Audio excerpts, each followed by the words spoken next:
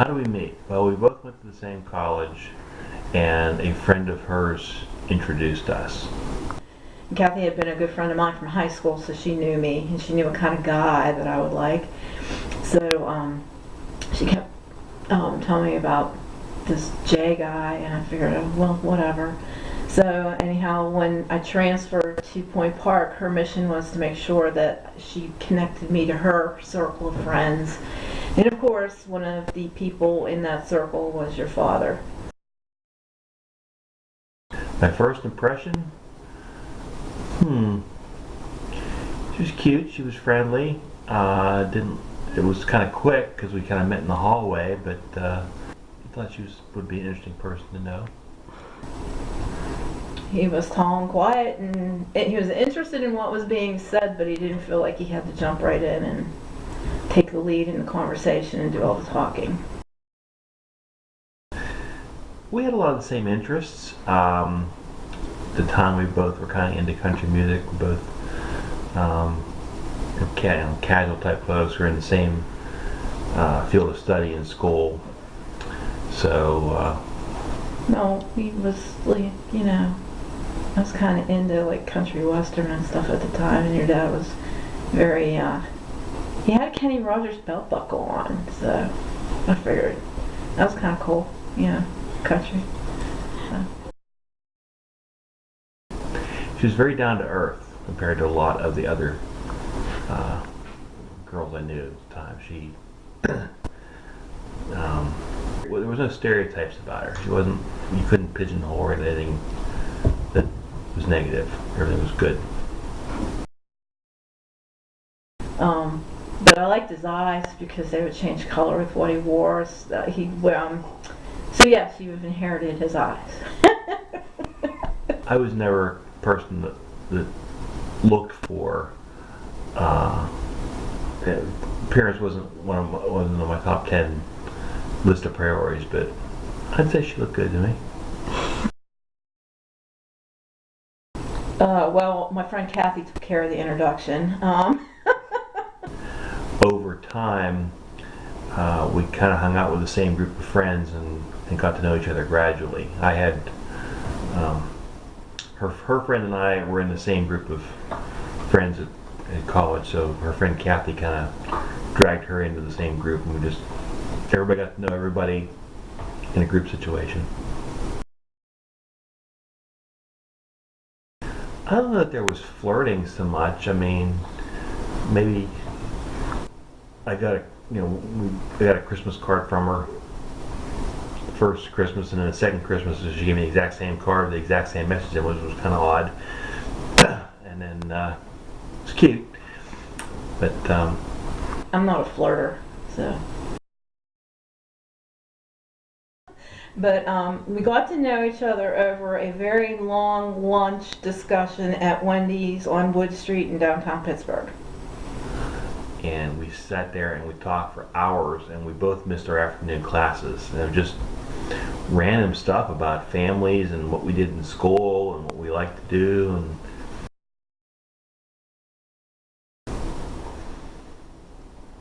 well, definitely after that, at lunch, where we spent that much time together. But there wasn't any one thing that showed me how much she liked me at that point. Not till we got serious later on. I got a Christmas card in the mail from some town I had never heard of called Monongahela. And it's like, I opened the card and I was like, who do I know in Monongahela? And I opened it up, and here it was a Christmas card from your dad. And I can't remember what it said, but anyhow, all I remember is there was this wooden nickel inside of it with a kiss on it.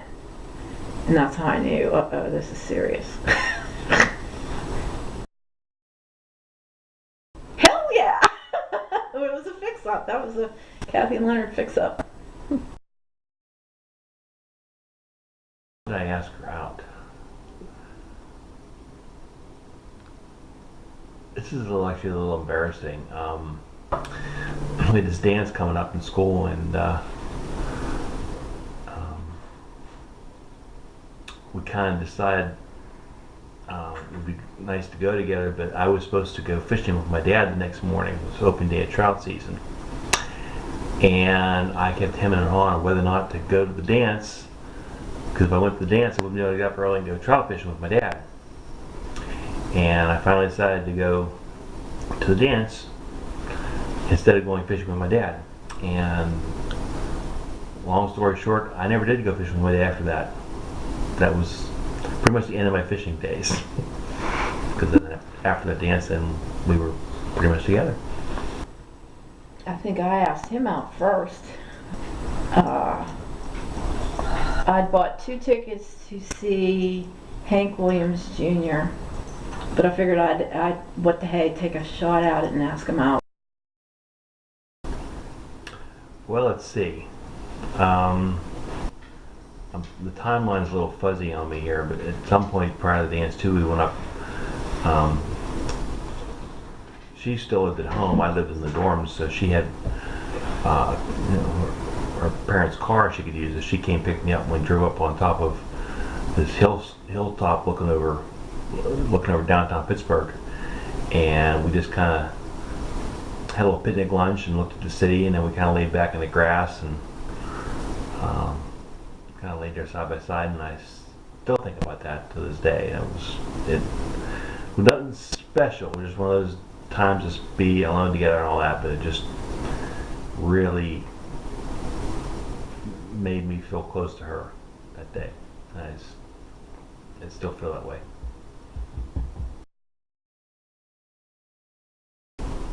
I mean, she put up with my shenanigans. That was that was the biggest thing. I mean, we went to this Mexican restaurant called Chi-Chi. It's not around anymore. And well, first the waiter came out, and he was running through his little spiel like waiters have, and it was he kept saying, "Oh, we have our special chips and our special sauce and our special." He used the word "special" 15 times. So he says, "Can I get?" And at the end, he found, "Can I get you guys one of our special margaritas?" And I looked down and said, "What is so special about your margarita?" And I thought the poor guy was going to choke. And I happened to glance over at Chris at one point. She's like, she's embarrassed for the waiter. And I figured, after all that, if she wanted to go out with me again, that was pretty much a done deal. None that I'd share in public.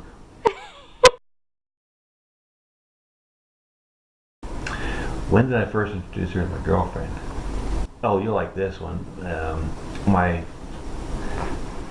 mom's side of the family, her brothers and sisters, all our families got together for Christmas. And I brought her to the Christmas family party. And a year later, we went back, went to the party again, and I had Chris with me. And we went in, we sat down on the floor, and my aunt came over and grabbed Chris's hand. I'm looking at her hand, and said, "Where is it?" I'm like, "What are you talking about?" She says, "Where's the ring?" I'm like, "There's no ring." She says, "Nobody brings a date to these parties twice unless you're serious." I said it first. But we were just sitting there talking and stuff, and then I don't know if I prefaced it with, "I hope you don't mind me saying this, but I think I have to say that I love you." And he kind of tensed up, and I was like, "Oh, yeah, rejection. He doesn't love me back." And he says, "Well, I hope you don't mind," but he said, "I'm not sure if I can say that back right now." But the next time we were together, he said he loved me. Didn't take him too long to figure that out.